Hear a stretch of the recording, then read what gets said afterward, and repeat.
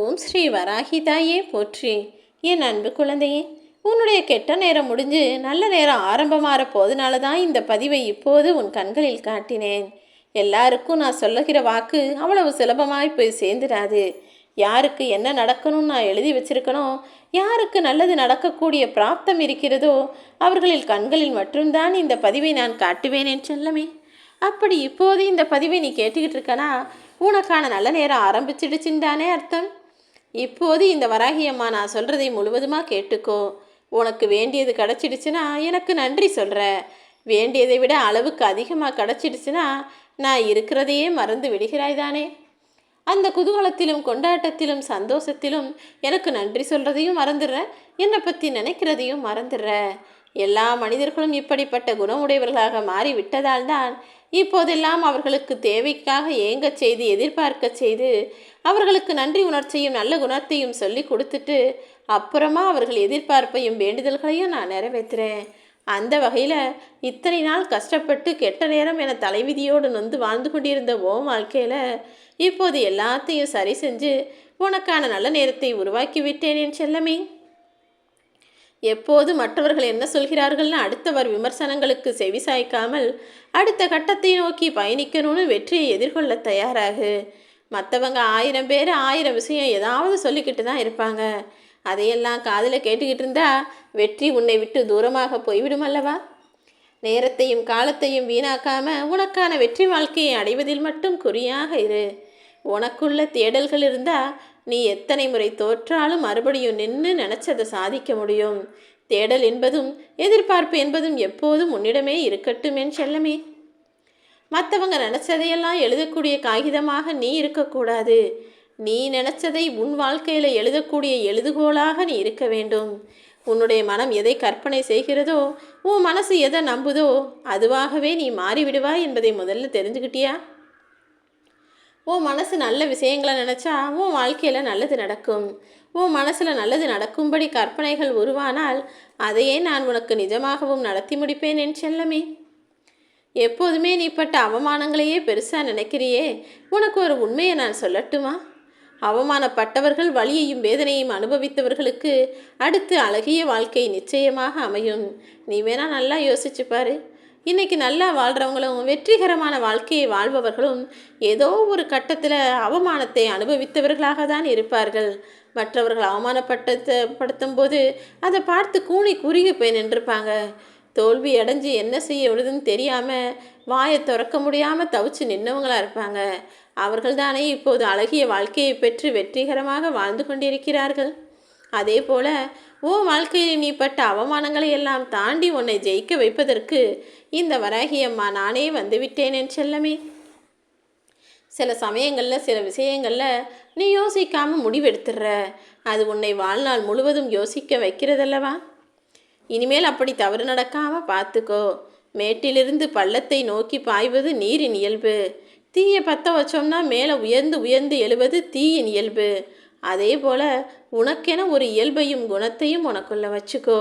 உனக்குள் மறைந்திருக்கும் அந்த திறமையை வெளிப்படுத்த நீதானே முயற்சி செய்ய வேண்டும். நீ தள்ளிவிட்டா கீழே விழுந்து வீழ்ந்து போகிற ஆள் கிடையாது. நான் என்ன நினச்சாலும் என்ன நடந்தாலும் அதை எனக்கு ஏற்றாற் போல் மாற்றிக்குவேன். என் வாழ்க்கையில் நான் ஜெயிச்சு காட்டுவேன்னு முன்னேறி போகக்கூடிய முனைப்பான எண்ணம் கொண்ட ஆளல்லவா நீ. அப்படிப்பட்ட உன்னை நான் சாதாரணமாக விட்டு வைப்பேன்? நிச்சயமாக நீ எதிர்பார்த்த வெற்றியையும் சந்தோஷமான வாழ்க்கையும் உனக்கு கொடுக்க தான் போகிறேன். தேவையில்லாமல் மற்றவங்க செஞ்ச தவறுக்காக நீ கோபப்பட்டு உன் வாழ்க்கையை தோல்வியில் கொண்டு போய் முடித்து கொள்ளாதே. கோபம் என்பது முட்டாள்தனத்தில் தொடங்கி கடைசியில் வருத்தப்படுறதுல முடிந்து போயிடும்.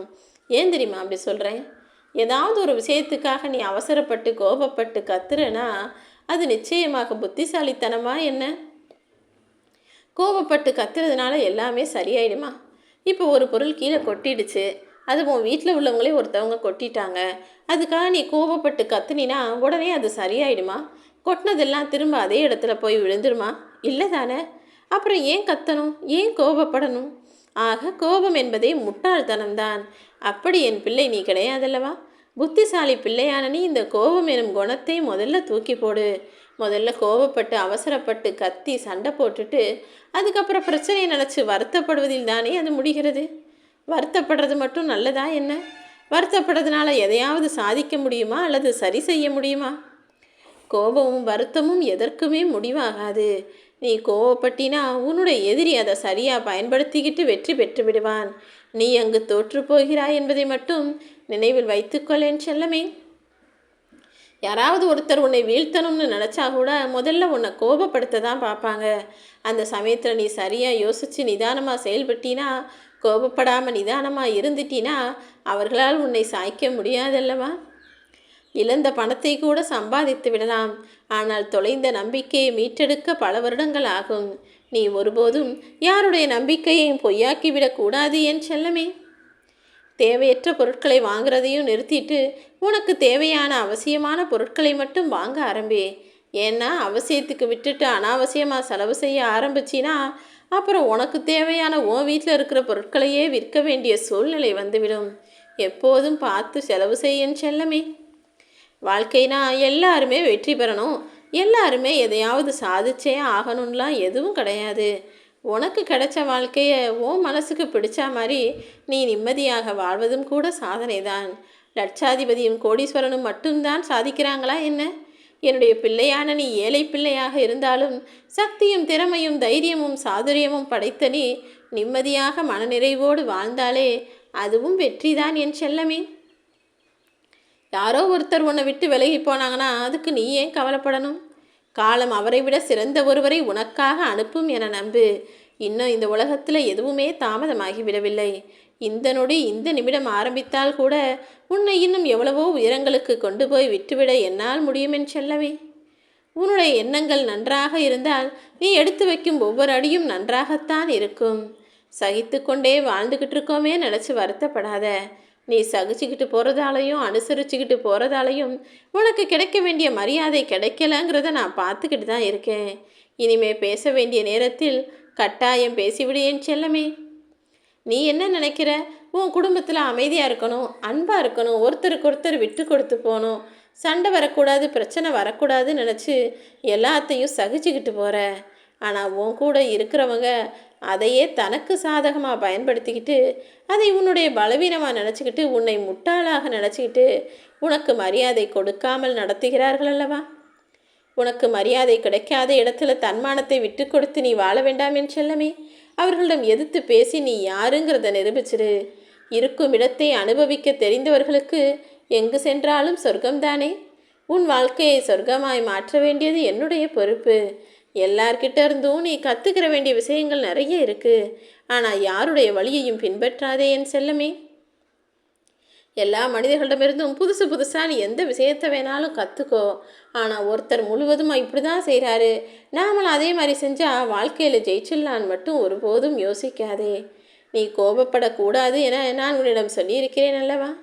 அதையும் தாண்டி கோபப்படக்கூடிய அளவுக்கு உன்னை சுற்றி ஏதாவது ஒரு விஷயம் நடக்குதுன்னு நீ புலம்புறன்னு எனக்கு புரியுது. ஆனால் உன் தன்மானத்துக்கு ஒரு பிரச்சனைன்னு வந்தால் அங்கே நீ கோபப்படுவதில் தவறேதும் இல்லை என் செல்லமே. ஏன்னா அன்பும் பொறுமையும் பாசமும் எல்லாம் ஒரு அளவு தான். சும்மாவே உன்னை நோண்டிக்கிட்டே இருக்காங்க, உனக்கு துன்பத்தை கொடுத்துக்கிட்டே இருக்காங்க, உன் வாழ்க்கையில் பிரச்சனையை உண்டு பண்ணிக்கிட்டே இருக்காங்கன்னா அங்கேயும் நீ அமைதியாக பொறுமையாக போனால் அங்கு உனக்கு மதிப்பு குறைவல்லவா நடந்துவிடும். நீ நினச்சதெல்லாம் நடக்க தான் போகுது. ஆனால் என்ன, அது சரியான நேரத்தில் உரிய நேரத்தில் நான் நடத்தி முடிப்பேன். நினைத்ததெல்லாம் உடனே நடக்கவில்லையே என வருந்தாதே. உன்னுடைய கெட்ட நேரமெல்லாம் முடிஞ்சு இப்போ உனக்கு நல்ல நேரம் தொடங்கிடுச்சு.